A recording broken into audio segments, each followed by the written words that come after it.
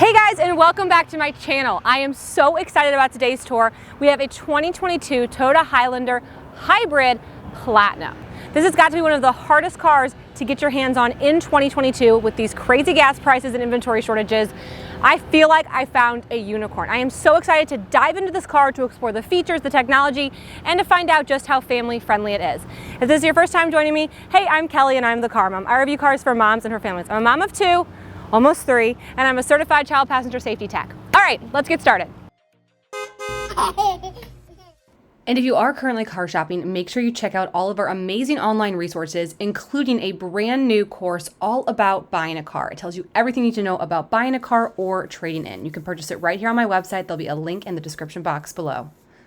Now there's so many exciting things about this car, but let's start with the hybrid aspect. Now Toyota, they have been doing hybrids for forever, and they do hybrids very well. The Toyota Prius was the first mass-marketed hybrid to hit the roads in 1999, and they have been known for their reliability in their hybrid vehicles.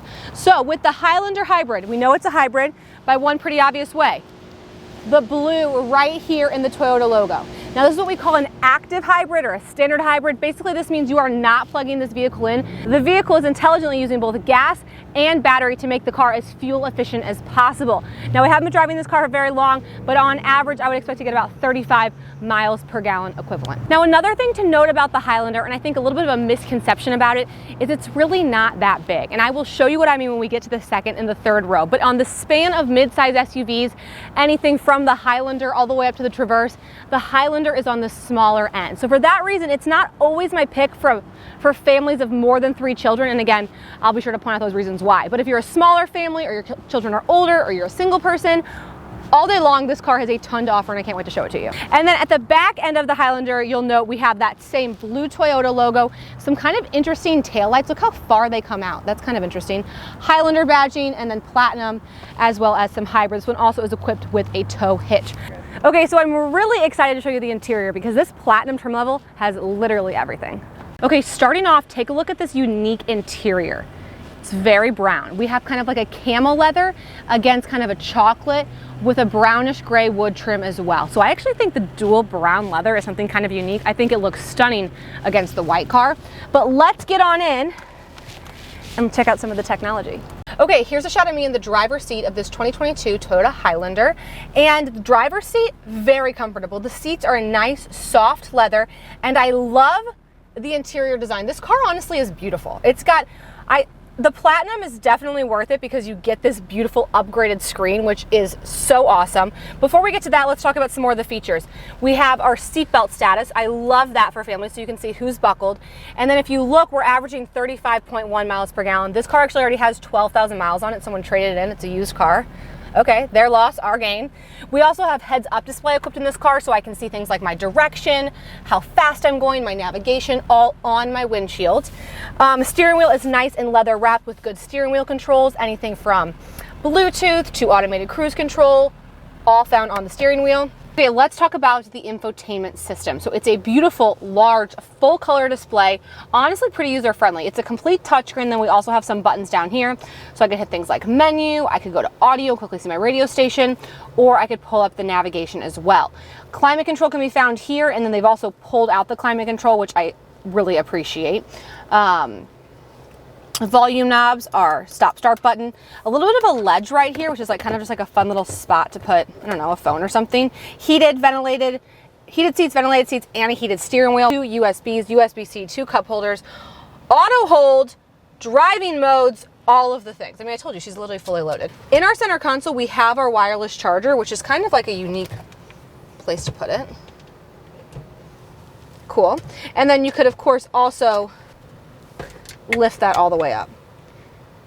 I'm not obsessed. I think they could have put the wireless charger there because now I just like have a smaller center console. Just feels like that would have been a spot for it. Anyway, though, we have a panoramic sunroof, beautiful, letting in some great natural light. My head clearance is good.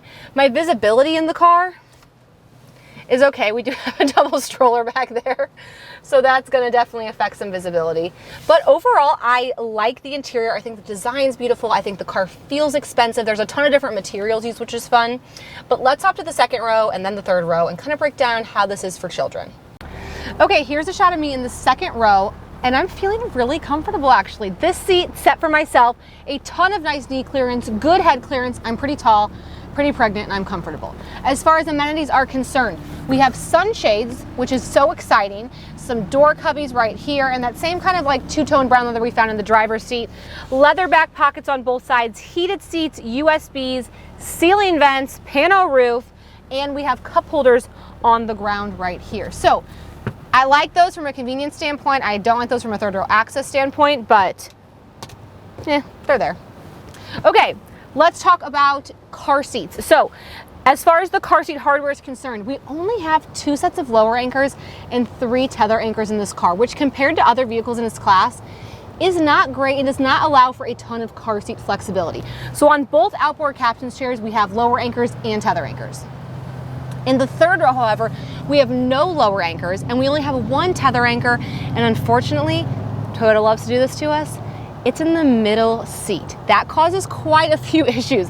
Number 1, goodbye visibility. By the time you put any forward-facing car seat back there, you are not going to have good visibility out of it. Secondly, that middle seat is the most narrow seat there. So you also can't really install every type of forward-facing seat there if you needed to as well. And then finally, the last thing I don't like about it is then it really limits how you can use the trunk space, because if you do have a car seat there, you're not necessarily able to put down the larger portion of the third row or even the smaller portion because that's stuck in the middle, and depending on the car seat, there may be some overlap. So I say all of that not because I don't like this car, because I want you to be very cautious that, to me, this is only a car for 2 kids in car seats. I would never buy this car if I had 3 kids in car seats. If I had older kids, like 2 in car seats and a child and a booster, I still probably wouldn't buy it because there's not great third row access either. There's no car seat tilt, there's this clunky thing right here. So I like this car for what it is. I like it as like a 4-passenger car. Maybe for older people, like sometimes use the third row, but I'll hop in the third row next and show you just how small this car really is. And so here we have a Kleck Ling infant seat installed rear facing with latch. A seat in front of it is set for myself, and I have pretty decent clearance. I mean, it definitely fits. One thing though I did want to show you, these seats are on tracks, so you can, oops, that's the wrong one. You can move them more forward or more backwards to allow for more third row legroom. As far as third row access is concerned, I'm certainly not going to try to shimmy between those with that cup holder with this belly. None of that's working. So instead I'm going to pop this open and then it slides completely forward.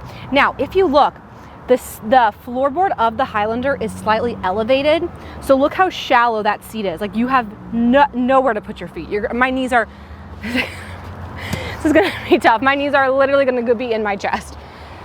I'm sure this is not the best flattering angle of me, but kind of wanted to give you an idea. So this middle seat, so narrow, so narrow. If I go over, I can't even fit behind here with a car seat in front. Like, that's absolutely no legroom. And then if I'm here, you can see how high my knees are. It's just not comfortable for adult passengers. Let's move this back, not all the way, because I know I can't do that.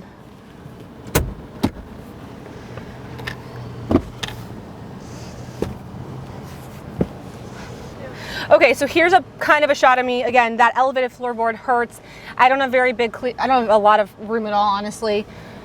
My head's not hitting yet, which is exciting. I do have vents back here, cup holders. That's about all there is to ride home. It's just not, it's a third row for like in case or for a short drive. It's not an everyday third row that I would put anyone of any age in, honestly. It's not comfortable. Okay, let's take a look at the trunk. I'm a little nervous. We did fit a double Zoe twin stroller back here. It was very much though a push and run situation. So I'm a little worried it might fall out. Yeah, it's gonna fall. Okay, so as you can see, I was able to put a double stroller with the third row up, which I was pretty impressed with. I honestly think that says more about the Zoe than the Highlander though, because this trunk space is nothing crazy, but it's not horrible. I love how the Highlander has these mats right here. I think this is so nice because, and let's be honest, based on what you just saw about the third row, you're having this down most of the time anyway. So at least you won't be tearing up the back of the seats because you have like a nice looking trunk. So anyway, that's the third row. Underneath here, a little extra storage, but nothing crazy. And then as you can see, we just have that one top tether anchor right here. Toyota would love it here, babe. Would love it here. Would love them there. Would love them there. Okay, power tailgate. It also has hands-free power tailgate, so if like I had the key on me, I could do that kicking motion, which like you see on a lot of vehicles. Highlander Hybrid does have that as well. And besides that, I think that's gonna wrap up my tour. So I like the technology. I like that it's a hybrid. I think it's a comfortable car. It's just not a family hauler. And for the mid-size category, just know it's one of the smaller ones in its class. So if you're deciding between mid-size and full-size, you don't need to go from this to a Yukon. You could look at the Atlas, the Traverse, the Jeep Grand Cherokee L. Those are all much bigger than this car, even though they're in the same class. So thank you guys so much for watching. I hope you enjoyed the video. Comment below about which other mom cars you want to see, and I'll talk to you next time.